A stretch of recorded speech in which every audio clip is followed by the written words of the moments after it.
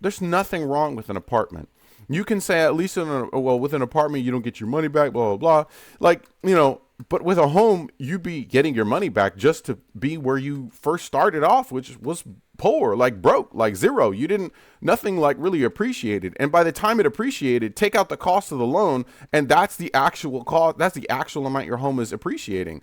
And like, let's say that the value of a home goes, doubles. Let's say you get your loan, $300,000, and then the value of the house appreciates, doubles, so now it's worth 600,000. At the end of that appreciation, your home value to you, in truth, is only worth really 300,000 because you have to take out the cost of the house to begin with. Like zero. You're. It's not that it's the full 600,000. It's a business. At that point, let's treat it like a business. Why not? You got to take into account the cost, the expense, and that's not something that a lot of homeowners do because it's not a pretty situation that you'd be looking at. So it's like you're making, like, I feel like in some way that hope kind of like makes you blind to a lot of these things. It kind of puts you in denial. So be careful what you have hope for and towards, because it's just too easy to have your hope robbed and to have hope in something that is robbing you.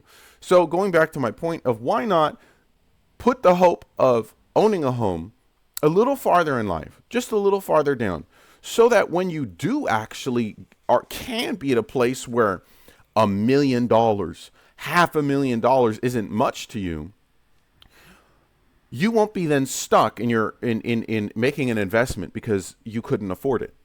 Like, why would you want to buy the home that you can afford now, as you're at a place where you can only afford to live somewhere you don't want to live? You can only afford a home that's not big enough, that's just enough, because you're letting your financial circumstance dictate where you should be. And that money's going to stretch you a lot farther when you have rent.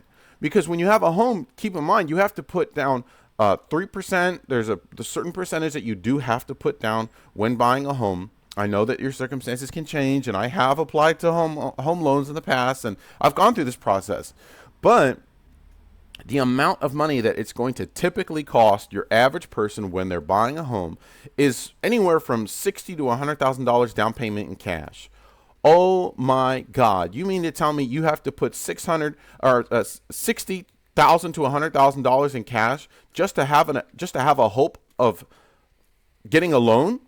That's insane to me. And that, I believe that would be a better investment in a business, in revenue, in literally something that would benefit your income as opposed to benefit your expenses. Having hope to have an expense is not really much of having hope of having income. I don't believe that they are the same. Like, you catch my drift?